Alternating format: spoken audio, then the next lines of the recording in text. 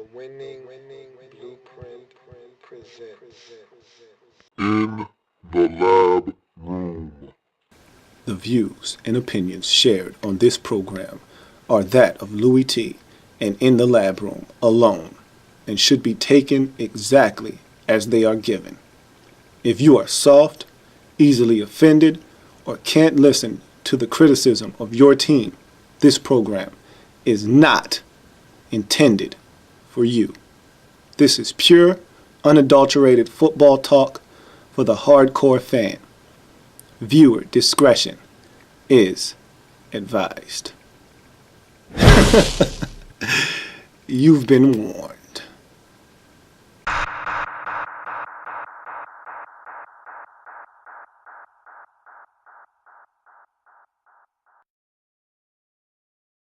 Welcome, you are in the Lab Room. I'm your host, Lou. Thank you for joining me. We're here.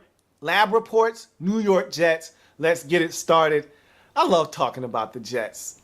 What could be better than talking about the Jets? There's always something to talk about with the Jets, whether it's Mark Sanchez or Rex Ryan or their quarterback situation, offensive woes, you name it, there's always something to talk about with the Jets. Well, I'm here to say that soon this fun roller coaster ride called the New York Jets will come to a screeching halt.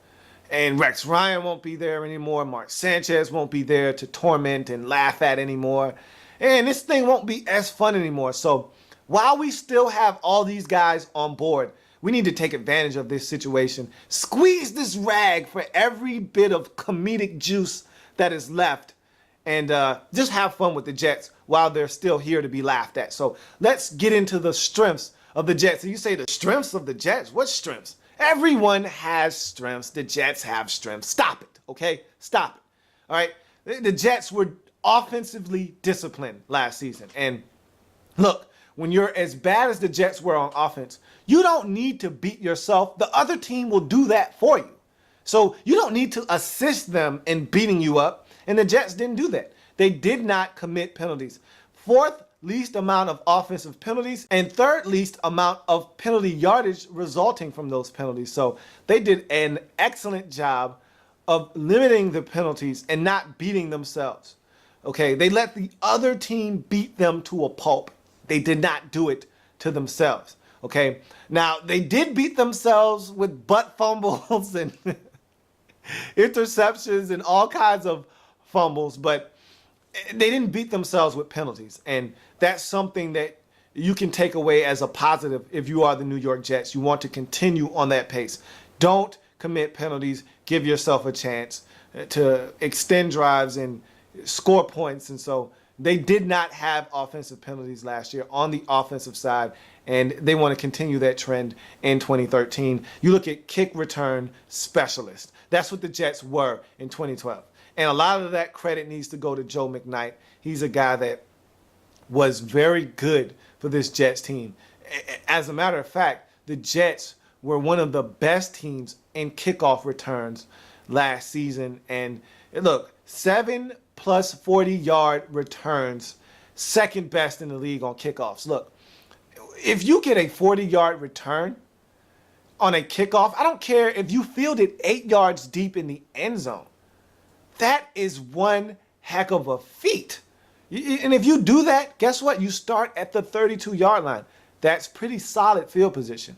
Let's say you catch it at the goal line and you run it back 44 yards. You're starting your possession at the 44-yard line. We're talking about essentially midfield. So even if you go 3 and out, guess what? You flip field position. So look, 2 first downs, and you start at the 44, you're in field goal range if you have a good enough kicker.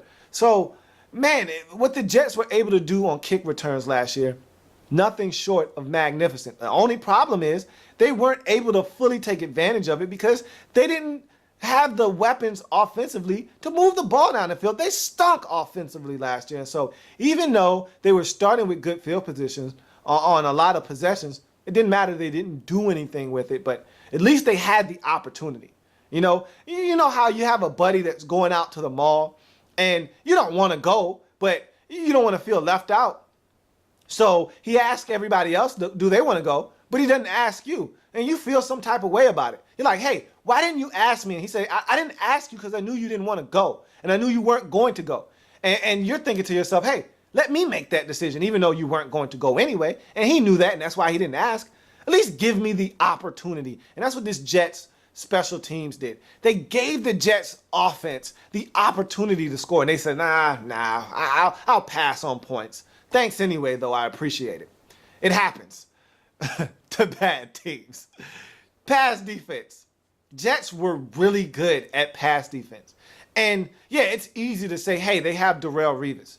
But they didn't really have Darrelle Revis for the 2012 season. He was gone for the majority of the season, and they still were able to hold it down defensively. Antonio Cromartie and company did a really good job of holding teams down. Second ranked pass defense in the league, and so they got it done. Second best in terms of 40-yard passing plays given up. They only had 4 on the season, which is actually extraordinary. And so they limited teams in the passing game. They didn't allow teams to go up and down the field in the passing game. They didn't allow teams to go and get huge chunks in the passing game. If you wanted to gas the Jets, you had to do it on the ground, or you had to methodically drive the football down the field. And there's something to be said for what Rex Ryan is able to do with this defense, because he didn't have guys that gets pressure on the quarterback, and we'll talk about that here in a second. But to not have your best player on defense, to not have your best player on your team, Darrelle Revis, for the majority of the season, and still have the second best pass defense in the league, that says a lot about what Rex Ryan is able to do schematically and what these players were able to do in going out and executing on the defensive side of the football in terms of pass defense. So Jets were strong in the pass defense department, and they usually are, and they continued that trend in 2012, and they're looking to continue that in 2013 as well. We'll see if they can without the services long term. And now it's final. There's no more Darrelle Revis. See if they can continue the trend of playing really good pass defense in the AFC East. So you look at weaknesses now, and we move on, and the first thing you stumble upon is negative 14 turnover differential. You can't win in this league when you turn it over and you don't have takeaways to offset the amount of turnovers you have. And there's two things that's going on, or both. One or two or both. And for the Jets, it was both. One, they didn't take care of the football. And the Jets always have issues taking care of the football. And look, when Mark Sanchez is your quarterback, you're going to turn the football over. Dirty Chez, as I like to call him, turns it over way too much. And that's what you get out of Dirty Chez. And he's going to fumble the football. He's going to throw interceptions.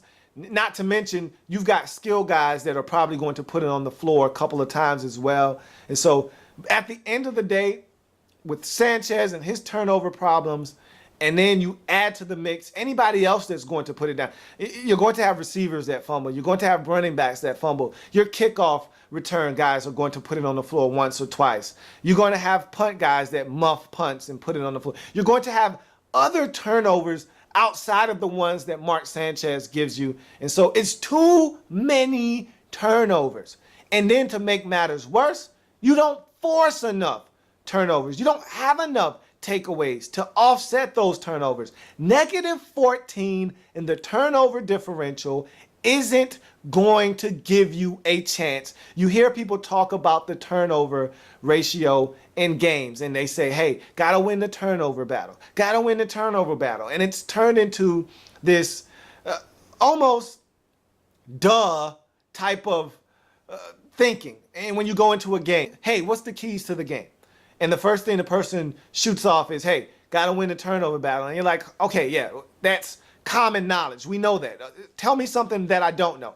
But I think people aren't really focusing in on how important turnovers are. Nothing kills the spirits of your team like a turnover. Nothing loses you football games like turnovers. And the Jets simply don't create enough turnovers, and they give it away themselves too often. And I say this all the time, and I'll continue to say this. Negative turnover ratio is going to negatively impact your season. Simple as that. You look at the Jets, and they were bad on offense. One of the worst offensive teams in the league last season. And look, there were some bad ones out there, but the Jets were right there with them. Now, there were some other teams. They were absolutely, unequivocally the worst on the offensive side of the football. There were some teams that were just egregious on offense. The Jets weren't that bad, but they weren't far off. And so I could explain to you the list of things that the Jets did to exemplify that they were a bad offense, but I don't feel like going through each and every single one of them. So what I'll do is I'll just allow you to see with your own eyes how bad the Jets were. Roll it. Just have at it. You know what? I'm really going to miss the Jets when they're gone. I really am. Because the Jets are just so fun to laugh at. I get a kick out of Mark Sanchez. He's on the cover of GQ and he's doing all of these things. And there's a sense of entitlement. Rex Ryan is, you listen to him, you think he's got the best team in the National Football League. And so to watch these guys implode like they did last year on Monday Night Football at the end of the season against the Tennessee Titans, I mean, does it get much funnier? Does it get much funnier than that? I mean, I just don't know. I don't know. Are we done yet? No, there's a couple more. Okay, go ahead. Don't worry about it. Keep going. I just know that this thing is coming to an end soon. So I'm trying to milk it for all it's worth while I can. I mean, who else but fumbles? Who does that? Nobody but the Jets, man. Jets, Jets. Gosh, I'm going to miss Rex because he's going to get fired. And I'm going to miss Dirty Ches because he's not going to be in New York much longer. Going to be tough. Oh, we done? Okay. So I'm not going to go into all of those statistics. It was a lot there. I'll just move on to the next weakness. Quarterback. And you know the story behind Dirty Ches and what he's been able to do and not do in New York. And look, he burst onto the scene. They traded for him. Keep in mind, the Jets traded up in the draft to get Mark Sanchez. And the first 2 seasons, it looked like this guy had it. He takes the team to the AFC Championship game. They fall short of the Super Bowl. But you think, hey, with a little bit more offensive weapons, maybe this guy could be the quarterback that gets the Jets over the hump. And it just never got better after that. It seemed like maybe he was turning the corner 2 years ago. Nope. And last year, he regressed, and it looks like he's getting worse. And simply time for Mark Sanchez to go in New York. They draft Geno Smith, and good old Geno. We'll talk about them a little bit later, but the quarterback position is definitely a problem for the Jets. Last year, I think they hit rock bottom with their quarterback situation. Sanchez was banged up. Tim Tebow, they wouldn't let him play. And Greg McElroy got in the game, and that's when you know you're doing pretty bad, when Greg McElroy is your quarterback. Bad situation in New York with the quarterbacks, and it's not going to get any better anytime soon. You look at sacks. 30 sacks on the season, good for 25th. That's not a good number in the National Football League.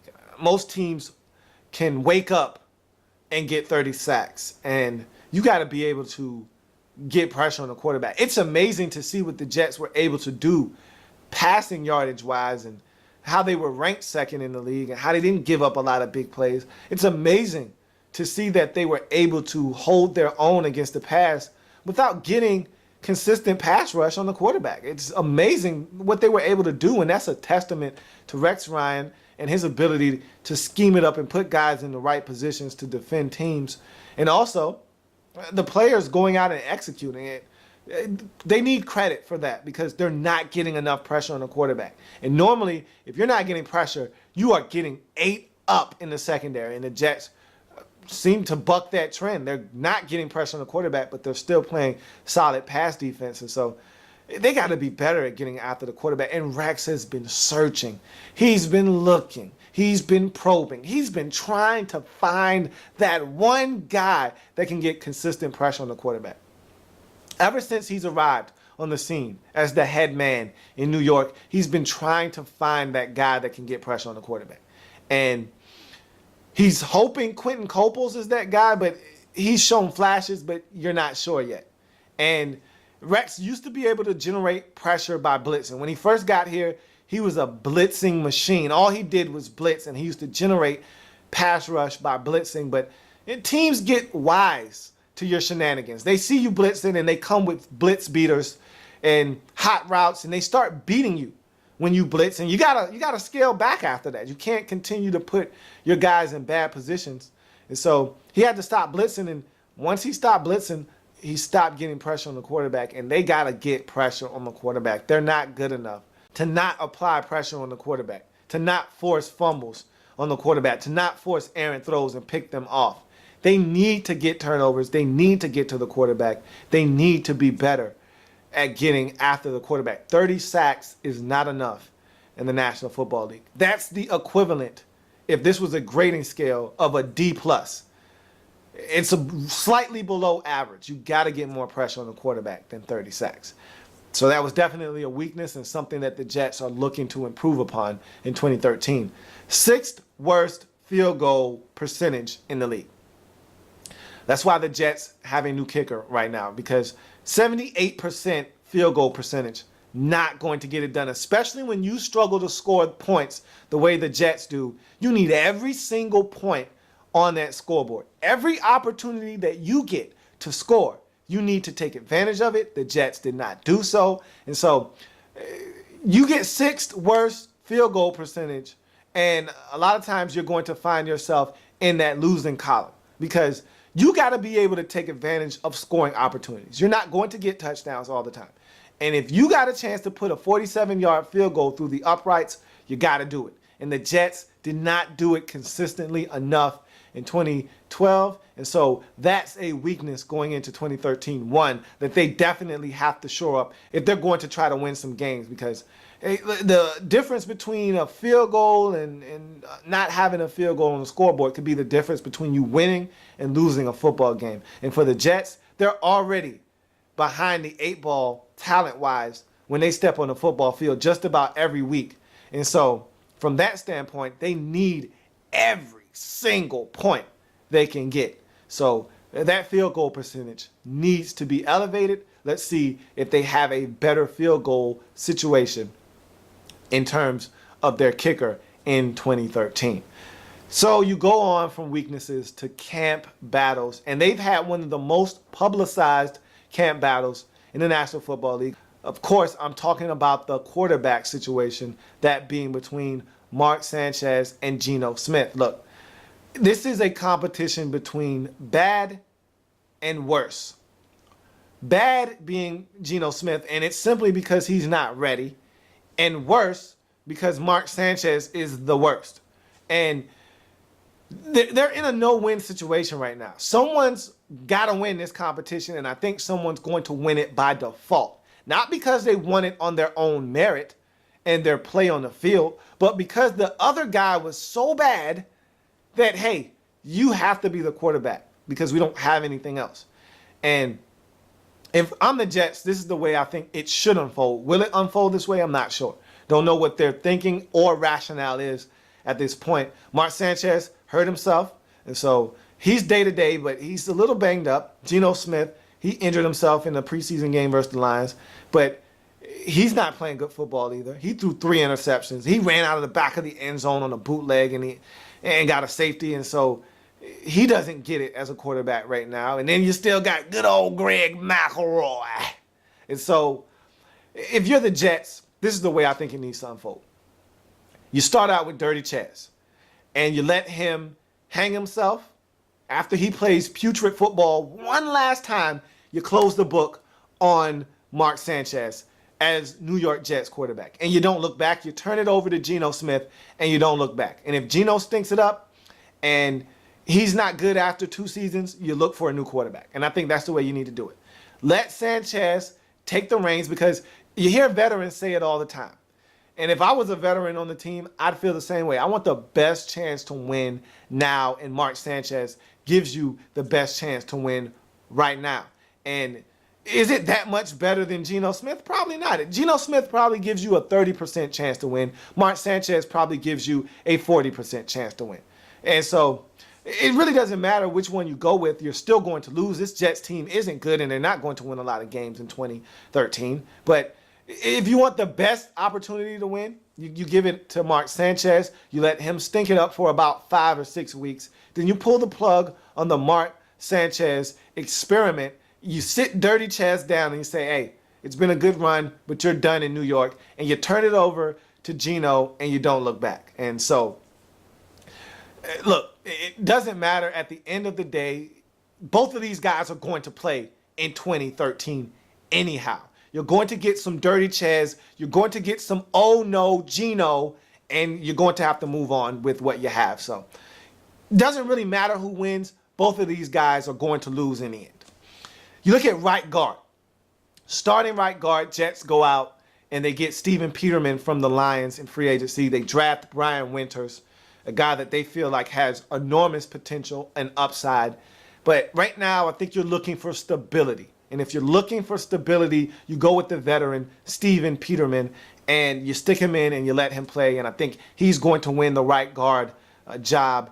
And I think that's who they're going to run with initially. And as time progresses, maybe they're ready to stick Brian Winters in. They think he's ready. They'll give him the nod. But right now, I think Steven Peterman is your man at right guard.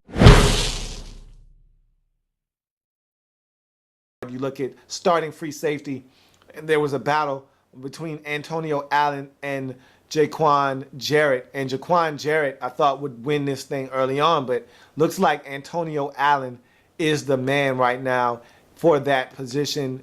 Jaquan Jarrett will probably be backing him up. And so I think that Antonio Allen has the potential to do some things. Still haven't seen what I saw at South Carolina, but he's got potential, and I'm going to see if he's able to help bolster this secondary that was second in the league in pass defense a season ago. So we move on from camp battles to rookie watch, and there's definitely some rookies to watch with this group. You start with first round selection, cornerback D. Milliner out of Alabama, and he's a guy that's coming in, and he's not coming in to replace Darrelle Revis. He's coming in to fill in a void at the cornerback position. You can't look to compare him to Darrelle Revis. It's not fair. Just allow the man to come in and do his job and see if he can do it adequately enough to your standards in New York in terms of pass defense. You look at second round selections, you had 2 of them. Defensive tackle Sheldon Richardson out of Missouri. Here's a guy that I think the world of, and I think he's going to be someone that really helps you try and fill that void on that defensive line in terms of getting pressure. You're not getting to the quarterback enough. Sheldon Richardson can play the run and the pass equally well. Very athletic. You can move this guy around. I really like Sheldon Richardson a lot. Anxious to see what he does in his rookie campaign. Also in that second round, Geno Smith, quarterback out of West Virginia. I've talked about Geno Smith. He's going to play at some point in 2013. Whether he starts week 1 or not, it's up for debate and remains to be seen. Only time will tell what happens with that situation. But at some point, he will play in 2013. I can assure you of that. And he's the quarterback of the future for the Jets right now. And I don't know how long that will last either. He might be a really good quarterback. He might be a marginal quarterback. He might be a very bad quarterback. Again, only time will tell, but he will play in 2013. That is for sure. You look at third round selection, just talked about him. Offensive guard, Brian Winters out of Kent State. A guy that the Jets are very high on. I think eventually he'll be in the starting lineup, and he's going to be a guy that I could easily see playing 10 or 12 years in the National Football League as a really solid offensive guard. I like his movements. I like his size. I like his ability. I think he's going to help this Jets offensive line here in the near future. You look at fifth round selection, offensive tackle Oday Aboushi out of Virginia. And here's a guy that I don't see him playing in 2013. 2013 unless there are some injuries to this offensive line. But eventually, if he comes together the way the Jets think he can, he'll be a guy that starts for you probably at the right tackle position down the road. But in 2013, if you had your way, he would not see the field.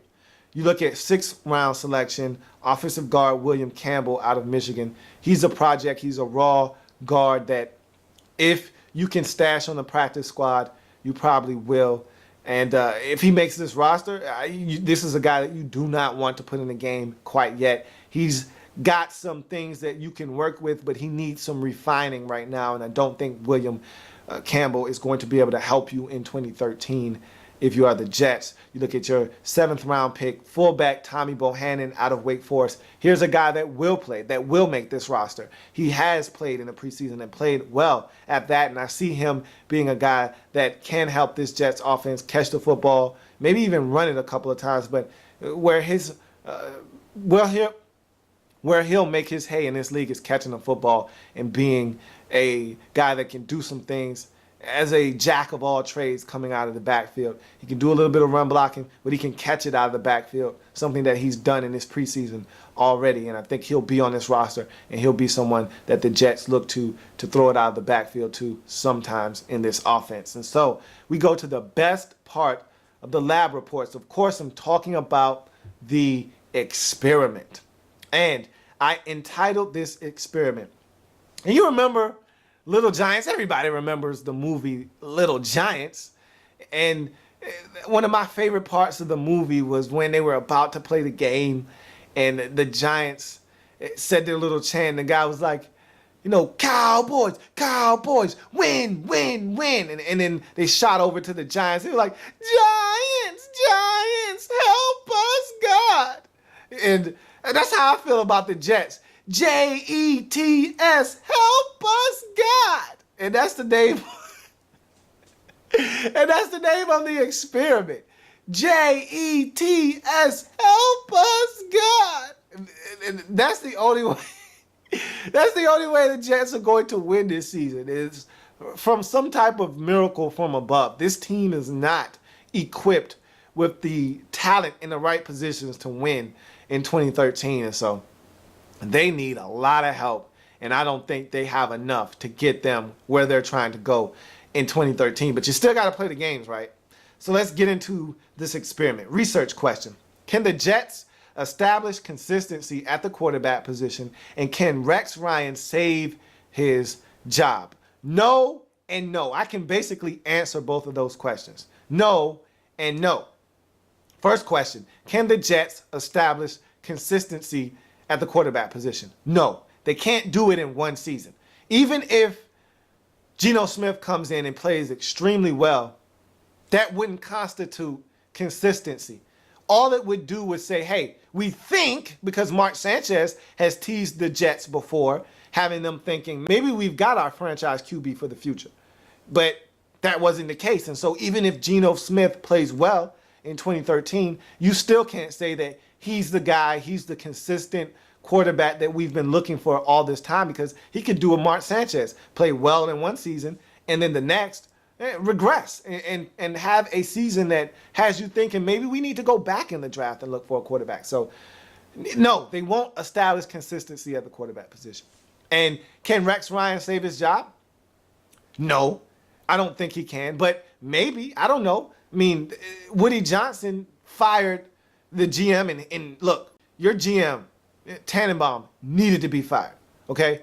Mike Tannenbaum needed to be fired. But I thought Rex was going to go with him. And Rex got a reprieve. And so, who knows? Maybe Woody Johnson doesn't want to fire Rex. Maybe he doesn't think Rex is the problem. So maybe Rex can hang on for another year after they go 2-14, 3-13 this season, 4-12. Maybe Rex still can hold on to his job, but I thought Rex said it himself. If we are in the David Clowney sweepstakes, then I won't be here. And I think they're going to be in the David Clowney sweepstakes. And I don't think Rex will be there when they are drafting in the first round next year. So no and no.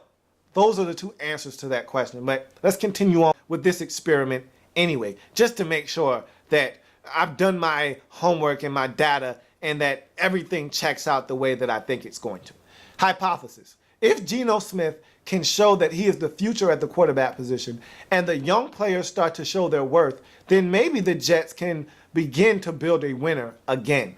Look, that's what a hypothesis is. It's an educated guess. And if Geno Smith is the guy and he proves it to the Jets organization and the fans and all the teams around the National Football League, if he proves that he can play at this level consistently, and those young players, Sheldon Richardson, Muhammad Wilkerson, Quentin Coples, Wilson, all of these, Antonio Allen, D. Milliner, all these guys on the defensive side of the football start to play. Stephen Hill on the offensive side, Chris Ivory, all of these, Jeremy Curley, all of these guys start to perform at a high level.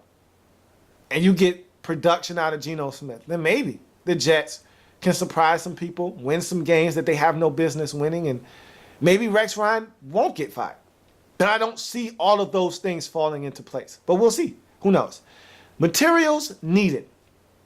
Go, gadget Geno. All right, and look, in order for this thing to work out the way the Jets want to, they need a quarterback to step up. I think the Mark Sanchez train has come and gone. It's left the station. It's not coming back. So Geno Smith is your guy. And they need Geno Smith to step up. He can't do what he did against the Giants in that third preseason game.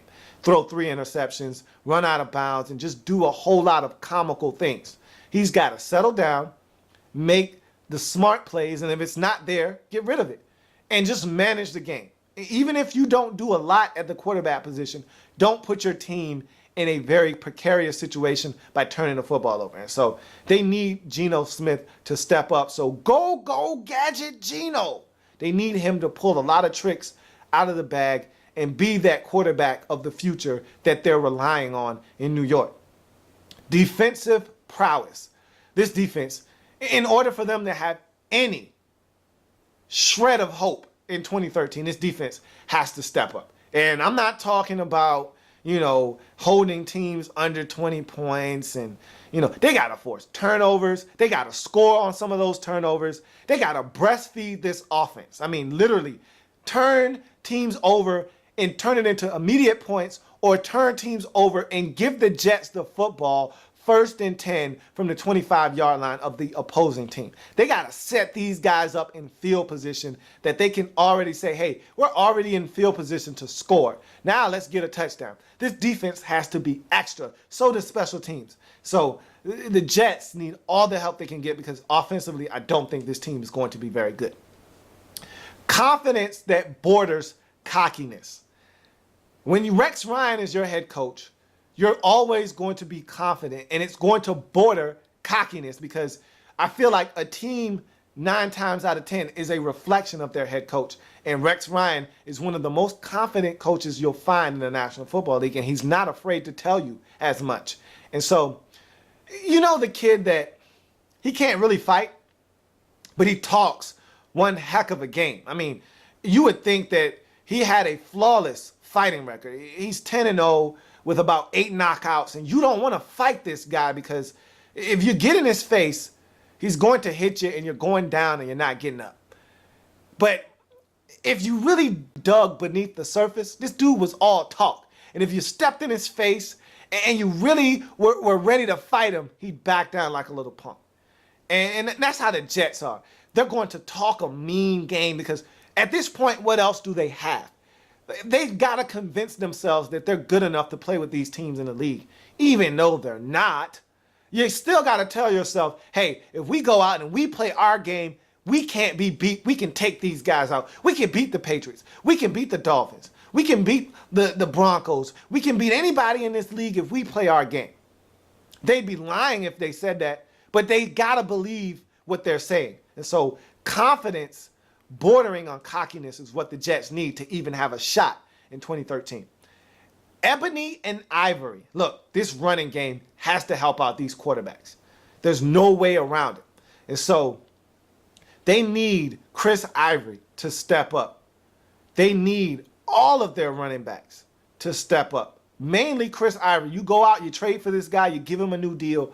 Chris Ivory has this platform. Bilal Powell is out there. Ebony and Ivory. Bilal Powell and Chris Ivory got to step up. Got to step up in this running game. They got to take the pressure off this quarterback position because they're not stable at the quarterback position. They need help. Those guys have to help out. Limit turnovers. Look, that's an understatement. They can't turn it over in New York. You want to have a chance to win when you're already not that good and you're already behind the 8 ball. You can't turn it over. It's really simple. Limit the turnovers. Accountability. Everyone has to do their job and do their job alone. Don't look to do anyone else's job. Do your job. Be accountable for what you're supposed to be doing, and that's that. Don't point the finger at anybody else, because when you start losing, the worst thing you can do is have dissension start to seep into that locker room, guys pointing fingers and things going in the opposite direction. Everyone needs to be accountable for themselves in this Jets locker room, because this thing could get ugly in 2013. You look at data. Jets quarterbacks, because we don't know who the quarterback is going to be, and I don't expect one man to man up that position all year long. 3,200 passing yards, 19 to 22 touchdowns, 12 to 14 INTs, 58.2 to 60% completion percentage. Mark Sanchez has never thrown for 60% as a completion percentage in his career. Never. And so I don't expect that to just change in one season. Don't expect this Jets quarterback tandem or whoever plays at the quarterback position to equal out to over 58% completion percentage. And if they can limit the turnovers, maybe they'll give themselves a chance. San Antonio Holmes has to step up. And they went out and got this guy. They traded for him, and he has not delivered since he's got to New York. 60 to 67 catches, 870 receiving yards, 6 to 8 touchdowns. These numbers are more indicative of the quarterback position and less reflective of what Santonio Holmes can bring to the table. Hill and Curley, look, Stephen Hill has to step up. They spent a first-round pick on him. It's time for him to step up, show why the Jets spent a first-round pick on him. Time for him to prove that, hey, you drafted me in the first round for a reason. I have all this talent. It's time for him to show his worth in New York. And Jeremy Curley, I think, is a very solid slot guy that I think he's been among their most consistent receiving targets. Yeah, he fumbles the ball and sometimes he drops a couple of passes, but I think he's been their best option when they've had nothing else. And so I look for Curley and Hill to combine for 120 catches, for 1,170 to 1,300 receiving yards, and 8 to 10 touchdowns. They need to together help this Jets offense along with Santonio Holmes at the wide receiver position. Kellen Winslow, I think, is a solid tight end that when he keeps his trap shut, he's a really solid football player. You look at his numbers and you say, hey, I don't understand why this guy doesn't have work, but when you look at his off-the-field shenanigans and him running his mouth, you understand why he doesn't have a job. But in New York, he fits right in with Rex Ryan and that whole situation in New York. So I think he's a guy that can help them offensively. 65 to 71 catches, 670 to 785 receiving yards, 5 to 8 touchdowns. The key for him, just stay healthy. If he can do that, he'll produce for this Jets offense. Jets running game. They need this running game to step up. Bilal Powell, Chris Ivory, whoever else you have in the mix, gotta step up. 450 to 500 carries for 2,275 rushing yards, 17 to 22 touchdowns total. These guys have got to be the bell cows of this offense. This offense will heavily rely on the run game if they're going to be successful at all in 2013. You look at Jets defense, forced 30 to 35 turnovers, 36 to 40 sacks, which is a huge number for the Jets because they don't get pressure on the quarterback enough, 19.8 points per game, and 6 to 8 plays of 40 yards or more given up. So the Jets really have to be extremely efficient defensively. They got to force turnovers. They got to get to the quarterback. They got to shorten the field for this offense because this offense is going to need all of the help that it can get. And so this defense is going to be huge in any success the Jets have. So we move on to the independent variable. It's the quarterback position. It's the wild card. You don't know what you're getting from the quarterback position. And if these guys don't perform, the Jets don't have a shot in 2013. And so it's easy. It's simple. Independent variable is the quarterback position because you don't know what you're getting from the quarterback position. It's the wild card on this football team, and they got to step up. You look at dependent variable.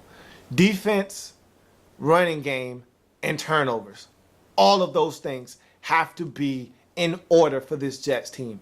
They need the defense to step up and be huge in 2013. They need the running game to be the catalyst offensively to take pressure off of these quarterbacks. And they must force turnovers. If they don't do that, they don't have a chance in 2013 because this offense is going to turn it over, number one.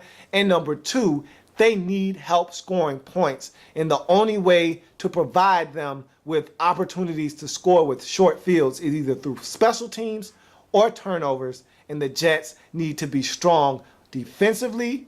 They need to be strong in the running game. And they need to force turnovers and help this offense out.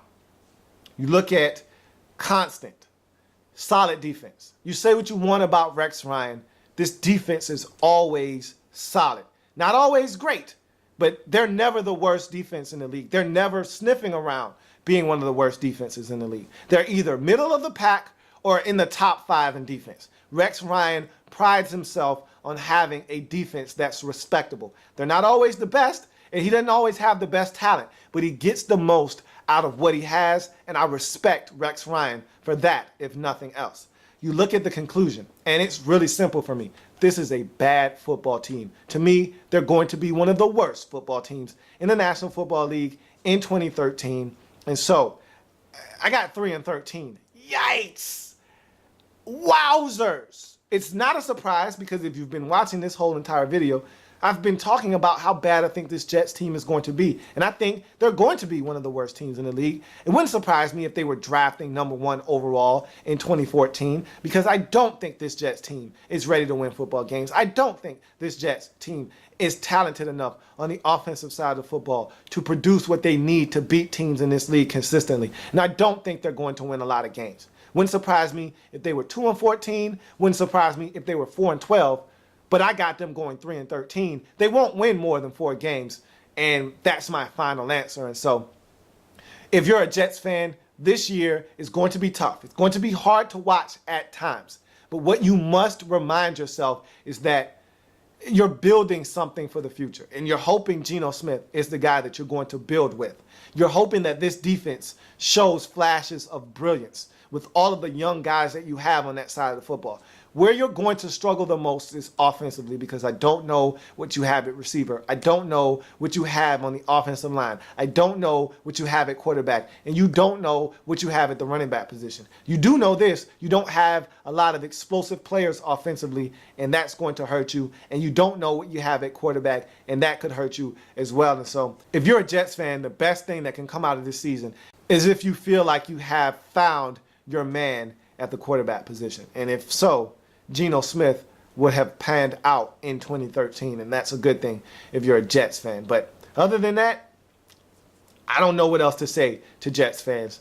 So that's going to do it for the Jets here in the Lab Reports. Next time, join me as we talk New England Patriots on the Lab Reports. See you then.